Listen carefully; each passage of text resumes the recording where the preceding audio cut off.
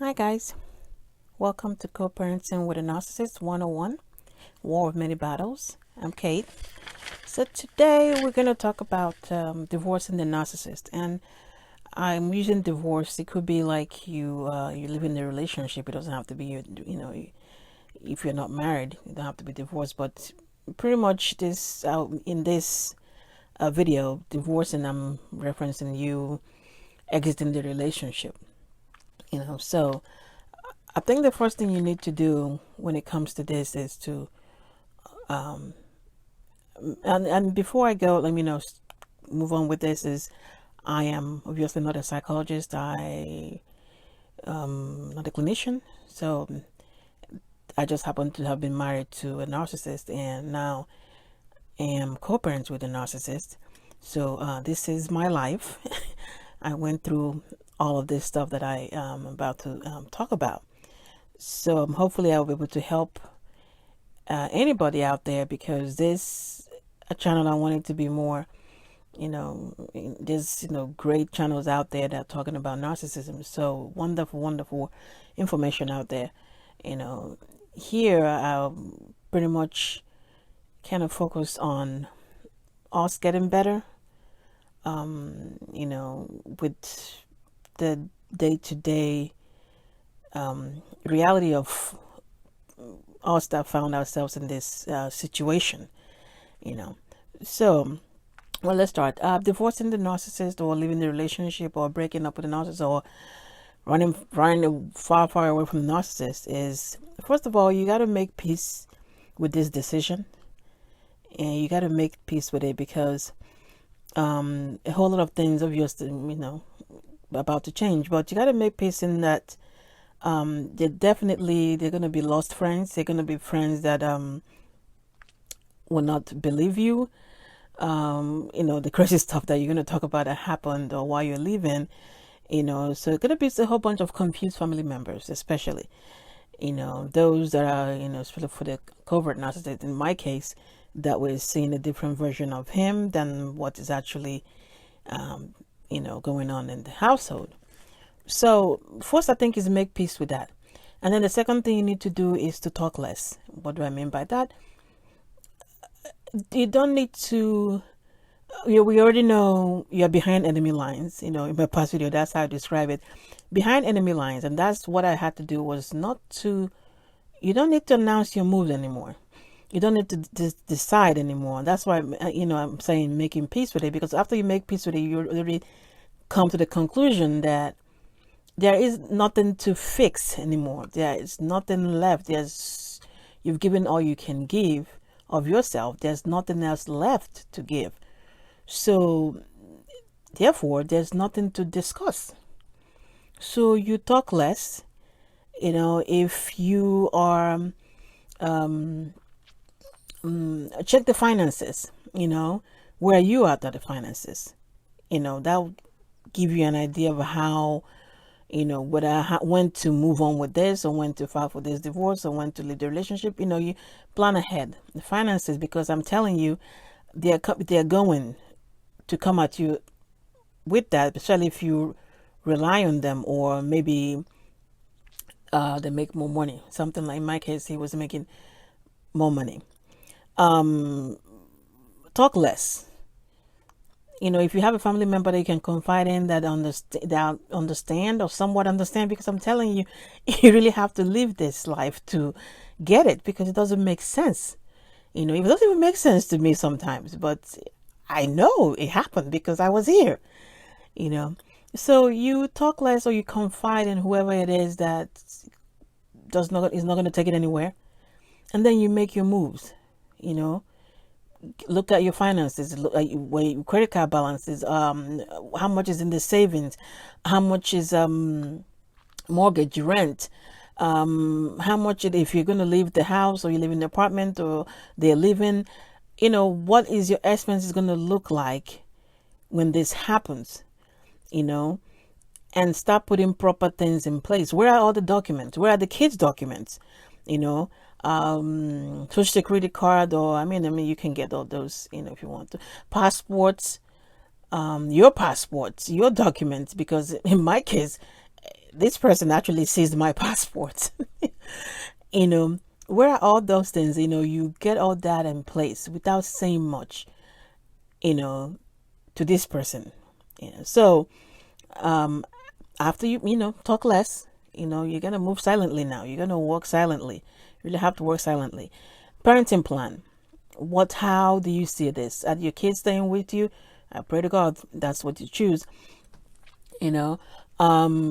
Visitation, who is picking up from school, who is dropping off from school, how many days are they gonna spend with the other parent, or you have all that thing written out. This is what is going to lead you to my next point, which is the mediation. You probably want to go through a mediator.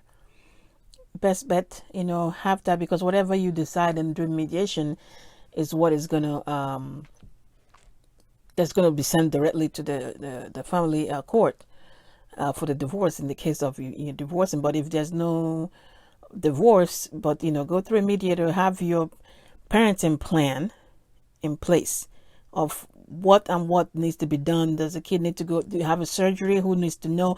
Passports, of course, here you need to apply, but parents need to sign. Have some kind of written time frame for that, because if you need a passport, you need to go to, a visit or whatever with the kids, and you're relying on them to sign off for a new passport, you best believe they're gonna run you around. So have a time frame there. Mine was 5 days. Have a time frame there where they are court ordered to sign if you need to get a passport for the children. The next, obviously, is child support. This is where based on what the income is and whatnot, how much it is based on which state that you're in. I don't know if it's the same thing everywhere. But then another thing is with the child support. Don't assume that he or she's gonna file the paperwork or whatever it is. In my case, I actually had to go back after he was supposed to drop the forms off during the final signing of the divorce, and he didn't. And I don't know, my mind said go back and ask this lady if this was already set up in place and when the first payment started, and come to believe and know that no, he didn't, even though he filled it out. He didn't. So she actually I had to go to the law library upstairs at the courthouse. It's like, she told me, go get the paperwork up there. You can fill it out if his employer ID number, something like that, which thank God I had access to that. So I actually had to turn that in. So yeah, follow up with that. Don't assume that they're gonna do it, because you have to understand they're gonna look at child support as money that you're stealing from them. This is money that you somehow duped them out of, con them out of this money. The children don't factor. It doesn't matter. So you have to remember who we're dealing with here. These are 3-year-olds to me. I know they say the age of a narcissist is like about emotionally 7 or 8. I think they're like about 3. At least the one I'm dealing with is like those kind of people that when you graduated or whatever from preschool, those are the people that never left emotionally. That's how they act. To me, that's my own definition of them. So get everything in writing. Parenting plan, how much is being paid for child support, visitation, documents, who is in charge of documents, who signs for what, what is the period, the time frame for that. Get all that in place before you even start filing for the divorce. Get all that in place, written down. And please, the credit, they're going to mess up your credit. Mine was opening credit cards after I filed for divorce. We're opening credit cards in my name. Rather, he was attaching me to credit cards. that he had that, of course, I didn't know of, with high balances. I don't know when he got the credit cards. I don't know what he used the money in there for. But so I have my name attached to all this credit cards that, which for me, unfortunately, me trying to refinance the house in my name, there's nothing the underwriter could do, because they're like, well, you got to show us proof that you're not paying for this a year. A year proof that you weren't the one in charge of this. When I told him, this is not mine. I don't know why my name is on it. He put me there as a authorized user. How convenient, huh? While I was married to him, I didn't even know those cards existed, much less being the authorized user on it. But the mortgage company, you need a year to show a year of a statement to show that you weren't paying for those. And of course, I didn't have that. So if you do not have that, in my case, which I didn't, they factor all those monthly balances, all those monthly payments that need to be made on these credit cards as in addition to my, or as part of my debt to income ratio, which of course drives down the credit score. Automatically means that you get a high interest rate on, for whatever, for house or whatever you want to buy. So keep an eye on your credit. Keep an eye on your credit. Because this definitely they're gonna go at you when you eventually file for this divorce. They're gonna come swinging from any angle. They're gonna try to see if the the whole fake love bombing thing, where they're trying to see if, or some of them, in my case, he didn't, because when he lived with me for years, to assume, they spend the whole time undermining you. So in his mind, I've spent 11 years trying to fix quote unquote problem that obviously he probably was laughing at me the whole time, trying to solve all this problem that he intentionally created. So I'm trying to solve the issue, in the family, in the marriage. And he assumed, that you really need to be married, that you really need to be in this marriage. So he didn't take me serious, which to me, I guess it was to my advantage, because that way he didn't take me serious that I was actually going to go through with it. Matter of fact, I think he didn't believe it was going to happen until the day of the final signature in front of the judge.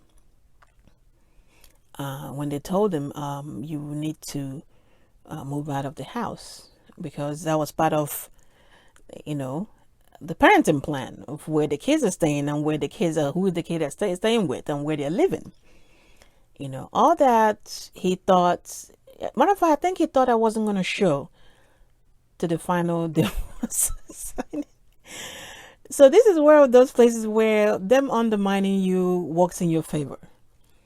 Because it helps you be completely focused on what you're doing, and not be distracted with the fake love bombing that they've been doing over the years, where they do something, you react, and they come with all the love thing, and that will be for 2 days, and then they go back to the normal scheduled program.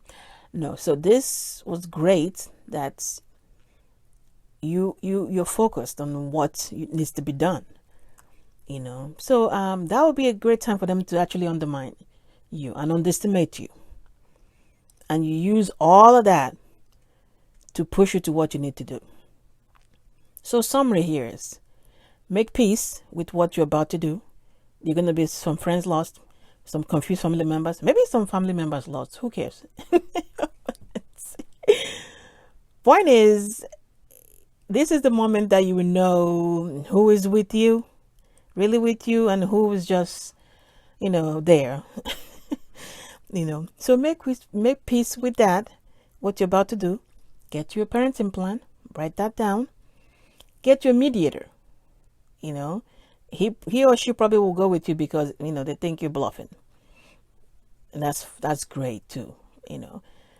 Talk less. There's no need discussing your plan. Don't tell who, because somehow you'll get to them, and they live to sabotage you. You should know that by now. You live with these people, so no, none of your plans is exposed in any way, shape, or form, unless you have like a family member. Mine was my brother, and I know it went nowhere. I say it went nowhere from there. So get to finish visitation down with your credit. Be on top of it. If you have any debt that you build the bills down, or you pay the debt down to help you, look at your complete final situation in the event that this, you leave, you divorce, what is going to look like, and prepare yourself accordingly, because the attack is going to be full on. They're going to come from different directions. So have all that laid out before you even, file the paperwork for the divorce. Because it'll be on. It'll be on, because now these people, they fear abandonment, and you getting up to go after they've underestimated it in their mind of you being weak and actually needing them, in quote unquote, even though they're the ones that need you. You're not going to go anywhere, because you're not going to do any better. This is all you got. They are the best thing that happened to you. This is what they like to believe, and what they're probably telling some of us. So when you do get up to go and really going and really mean it, yes, they're gonna attack you. How dare you? How dare you? I can't tell you how many emails or texts. That's gonna be on my next video. Communication with a narcissist. How many texts and emails, and it was vicious. But I mean, but once you remember that these people are like 3-year-olds, like your 3-year-olds at the store, when you start looking at them like that, you can't even take what they're saying serious. I mean, they are dangerous people, don't get me wrong, but all the temper tantrums, should not derail you from doing what you need to do in this situation. So the biggest point here, talk less. This is not the time to explain to anybody. This is not the time to explain what narcissist is. This is not the time to explain all the bad things that happened for the past how many years. This is not the time. You get that time afterwards. This is not the time, because some of people that you talk to, they're gonna go back to maybe. I mean, yeah, they probably made it in a good way to go question the narcissist. Now he or she is aware of your plan. So this is not the time to discuss any of that. And that's why I say you need to make peace in the beginning, because you need to be okay with moving silently with this. You need to be okay and in your mind, and know that, understand that there's nothing you can do. These people are like bottomless. I was strong with my tongue today. Bottomless pit. They're like I look at marriage with them like you have a bucket or whatever, and you're busy trying to put water in the bucket. Two of you trying to put water, but they have secretly put like 3 or 4 holes under the bucket. And while you're busy wondering why is the bucket not filling up that quickly, they're on this side as well, attacking you about you not being able to put your own weight, putting the water in the bucket. But they are the ones that put in all these holes. So as time goes on, they put adding more holes to the bucket. So now you're even doing twice as much with less water in the bucket. And that's what life with these people is like. what life, that's marriage with them is like. You're going to give and give and give and give until you deplete, because that is the agenda. You are supposed to be on the floor, below zero, a shadow of yourself, nothing, empty. And then they move on to the next person, the next target. So there's no loving them to be good to you. There's no talking to them to be good to you. There's no acting towards them to be good to you. They don't want to be good to you. They don't know what that is. This is the life they've chosen. This is how they've chosen to treat people. So my question would be, why do you think you need to sacrifice yours for them? Why? All right, guys. You have to remember, like I said, get your mind right and everything else will fall into place. Get your mind right, everything else will fall into place. All right, take care. Bye.